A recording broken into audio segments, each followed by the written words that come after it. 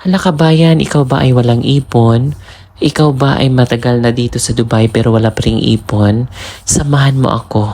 Hanapin natin ang sagot, bakit nga ba walang ipon ang isang tao? Ikaw ba ay laging nagpapadala sa Pilipinas?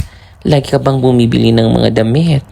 Lagi kang kumakain sa labas, umaalis, at rumarampa? Ilan lamang po yan sa mga kadahilanan bakit ang tao ay walang ipon.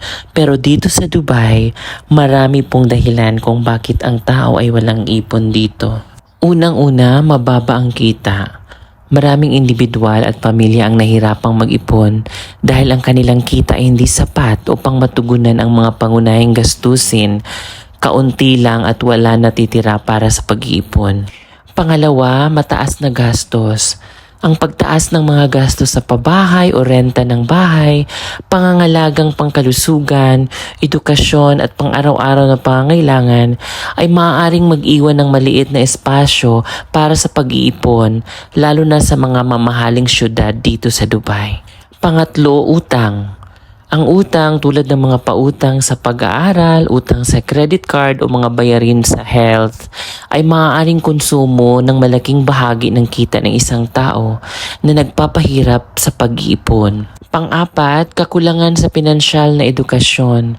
Ang ilang mga tao ay maaaring walang kaalaman o kasanayan upang epektibong pamahalaan ang kanilang mga pananalapi at mag-ipon para sa hinaharap. Panglima, mga pang-emergency na gastos.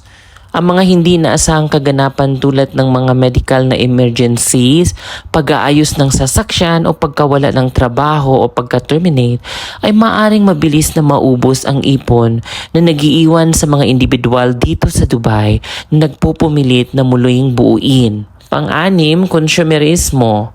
Ang kultura ng konsumerisyo at ang pagninais para sa agarang kasiyahan ay maaring humantong sa paggastos sa halip na pag-iipon. Pangpito, walang akses sa mga plano sa pagriritiro. Ang ilang mga individual ay maaring walang akses sa mga plano o sa pagriritiro na ini-sponsor ng employer o iba pang mga sasakyan sa pagtitipid. Pangwalo, cultural at social pressures. Ang ilang individual ay maaaring makaramdam ng pressure na gumastos sa mga status symbol o social na aktibidad na nag-iiwan ng kaunti para sa ipon. Mahalaga pa rin na kilalanin ang mga kalagayang pinansyal ay malawak na nag-iiba sa mga individual at maaaring maimpluwensyahan ng kombinasyon ng mga salik na ito. Ang pagbuo ng ugali sa pagtitipid ay kadalasang nangangailangan ng kombinasyon ng pagbabudget, edukasyon sa pananalapi at sa mailang cases, mga pagbabago sa pakatakaran upang matugunan ang mga sistematikong hamon sa buhay. Kaya simulan na po ang pag-iipon mga kabayan. Salamat po!